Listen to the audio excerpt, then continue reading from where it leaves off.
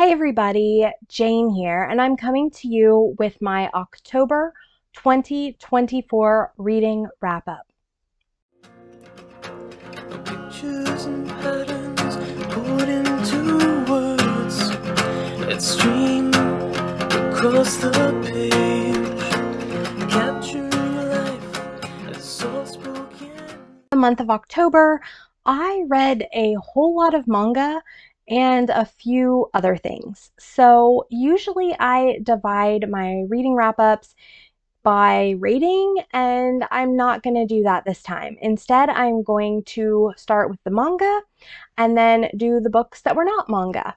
And let's see how that goes. I read like much more manga than I would say I normally do, which I think was good. It made for kind of a light, easy reading month, which in some ways I really needed.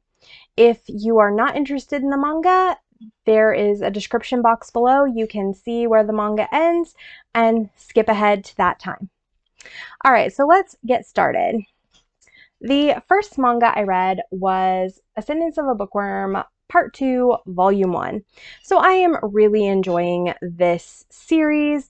This is about a girl who is killed in her own time and reincarnated, sort of. She gets zapped into the body of a child in this fantastical world where there are very few books or books only for the rich, and she wants to change that and make books accessible to her because she is the ultimate bookworm.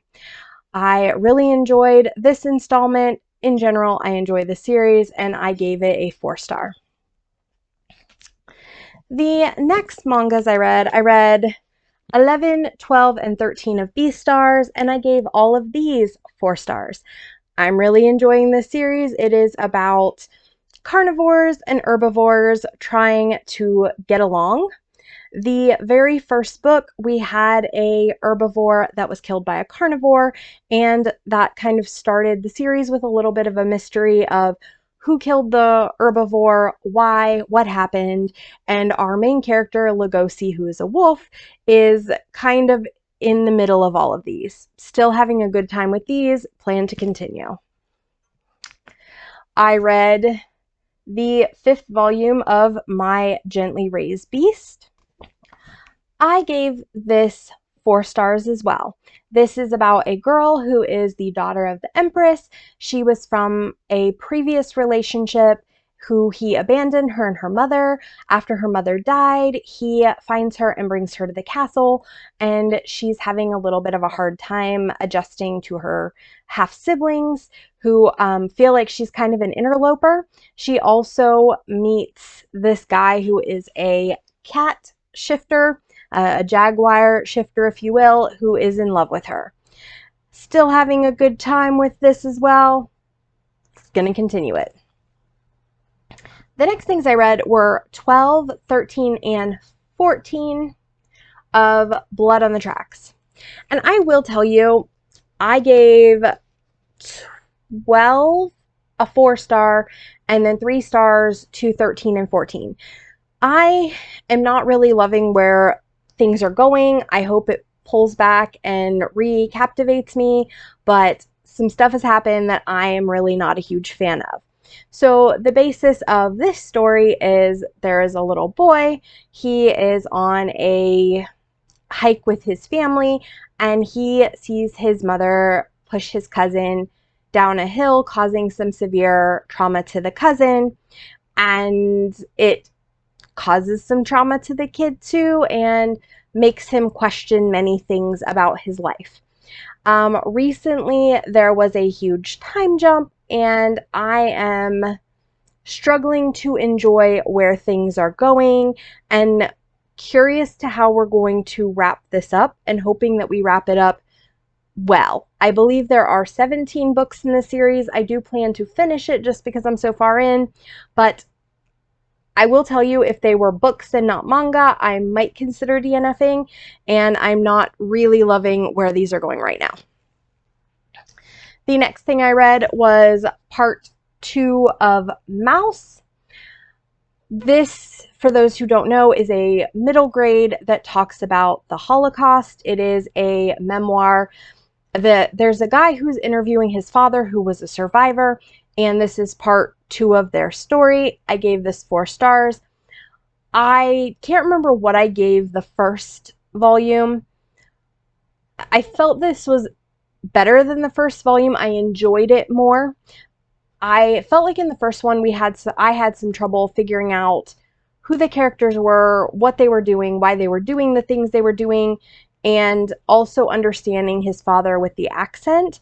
I was much more invested in this book. I'm not necessarily sure why. It could even have just been the day and time that I was reading it, but I did enjoy this and gave it a 4 star. And the last graphic novel I have for you is A Story of 7 Lives. I ended up giving this 4 stars as well. So this is about a cat. And I don't want to get too into the story of what it is, but there is a cat who is a stray, and he's friends with other cats who are also strays. And the town has recently put up a feeding ban, except that certain places are going to be allowed to feed the cats. So instead of everybody putting food out for the cats, different businesses are allowed on their set time to put food out for the cats. So it was good. I cried a lot. It was a lot of fun. There were things that I felt were confusing. There were some subplots I didn't like. As much as I cried and as much emotion as I had, if the subplots hadn't been there and things had been a little bit more clear to me, this could have been a 5 star. But it wasn't. It was a 4. Still very worth it. I had a great time. All right, so that is the end of the graphic novels. So let's get into the actual books I read. And there weren't a lot this month. Now I am reading some kind of bigger things right now that I'm still in the middle of, which is probably why I didn't get through too many books this month. So the first book I want to talk about is The Lost Apothecary. I read this as an audiobook and I gave it a 3 star. This is a dual timeline story of a woman who is... One woman owns an apothecary shop where she helps women poison the men in their lives that deserve it. The other timeline is a woman who has come to England, London, and she is going through a bit of a difficult time with her husband. Her husband recently was unfaithful to her, and she's trying to process it all, and she ends up looking into this lost apothecary that we are learning about in the other timeline. I didn't enjoy this nearly as much as I hoped to. I thought it was a cool premise, but I had a lot of issues with it. There were too many points of view. I didn't necessarily think we needed all the timelines. I didn't think there was much plot, and I didn't really care. I also thought that the endings were a little bit weak. I think that for some people this could be a really good read. It was just a little slow for me and not as interesting as I wanted it to be. The next book I have is The Story of Rats. I will tell you, this was a huge anticipated book that very much let me down. I also gave this a 3 star. It is a nonfiction. I just felt like it was very all over the place. I really wanted to read about rats, to read about like how rats act in the wild and how, you know, humans interact with them, and understand more about rats and rat dominance hierarchies and things like that. As a lot of you know, I'm looking into getting pet rats, so I've been doing a lot of deep dives into rat care. And I've read several children's books that I haven't put on here. Most of them were older and didn't have great information. Didn't have the most up-to-date information about rats. However, I'd found this book through a pet tuber, I guess is what they're called, a pet tuber who had rats, and was talking about some of the things that she learned from this book. And so I thought this could be a really good book to understand more about how rats live in the wild so that we can give our rats better lives. that is not really what this book is. This book I felt was rambly. I didn't think it was very organized. I felt like there were a lot of asides. I didn't feel like I learned too much about rats. There were a couple really good moments, good times, cool, fun things, but most of this book was a bit of a slog to get through, although I will say it is a fairly easy read, which I was grateful for. So this ended up being a disappointment just because I wanted it to be so much more than it was, and it really was just kind of a guy rambling about rats in a laboratory. The next book I read was Barbarian's Rescue. This is one of the Ice Planet Barbarian books. I don't remember which number. I'm going through the series and I freaking love them. This one is no exception. I ended up giving it a 4-star. So with these, I typically am giving them either 4 stars or 5. I didn't connect with the characters enough to give this one a 5-star, but it was a nice solid 4. I love the books in this series. In this one, we have Summer, who talks a lot, and Warwick, I believe, who is kind of quiet. And they have gone to the fruit caves with several of the other barbarians and to gather food. And there is a thing that happens and they have to go rescue their tribesmen. Like many of these books that don't really work so well for me, I found that this one was a little bit more plot heavy than character heavy, although I did think that the characters in this were a little better done than some of the other more plot heavy ones. There's a lot going on, especially in the beginning, and it takes us a long time to get to, the more romantic moments of the story. There's a lot of action adventure stuff in the beginning, and then we get to the calmer moments. My other issue with this book is there's a thing that happens that feels very old. Like we've done this before, and I understand why it happened. So I've recently started, as I said, I started reading these, and one of the things I learned about the author was originally she was only expecting to write about 3 books. So now I think she has 19 in this Ice Planet Barbarian series, and she had to kind of do some hand wavy things to get all these books. And this book has some of that where it feels like, oh, we did hand wavy things to get here, and I don't love that. I mean, I understand why I've skipped ahead a little bit and read some of the other Barbarian series, the Clones and Ice Planet, Ice Home. So I've understand what we're doing and why we're doing them, and I'm still going to read it and I'm still going to enjoy it, but it just felt a little bit like we have done this before. It felt like the author got contracted to write some more books and is like, well, I got to solve this problem of how to make some more books out of this situation. And the thing is, we've kind of seen that in several past books, and I feel like I get that she probably didn't have a choice, and I'm glad we have all the Ice Planet books, but that gets old a little bit. And in this one particularly, I felt like, okay, we're just doing this. I wasn't enthused about it as I think you're intended to be. And I also didn't necessarily buy the controversy that this was creating within the tribe. So it was fine. I'm still going to read it. I'd like to read all the Ice Planet books. As a matter of fact, I'd like to read every book Ruby Dixon has ever written because I love her. But this one was not one of my favorites, but it wasn't terrible.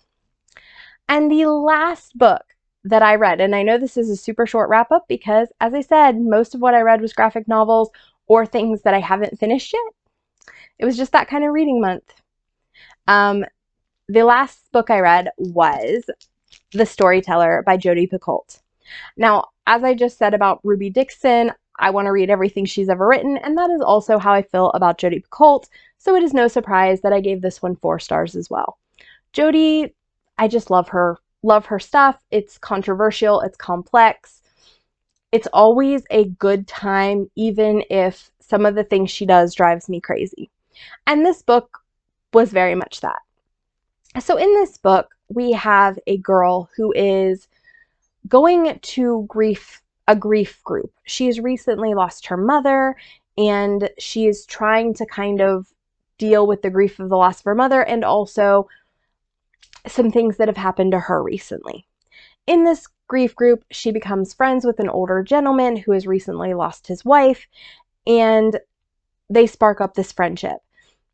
Not too long into the friendship, he comes to her and he says, "Hey, I want you to unalive me because I was an SS officer during the Holocaust, and I know that you are of Jewish descent, and it feels like you are the person who should get revenge on me for what happened to your people."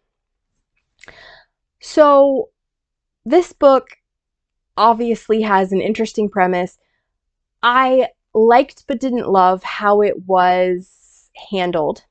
There is a lot of POVs, a lot of timelines. There is a story within a story, and it's relevant and it draws back to the main story, but for me, it was a little bit chaotic, and there were times that while I appreciated what the author was doing, I felt it could have packed a bigger punch by not doing some of those things. There is a double twist ending, which are not my favorite. Like, I knew what the twist was going to be, and then the author's like, "Nope, that's not the twist." I was like, okay, well, I really hate what you did instead. And then they're like, "Ha ha ha. No, you were right. That was the twist." And I was like, did we have to do that? Just do the twist.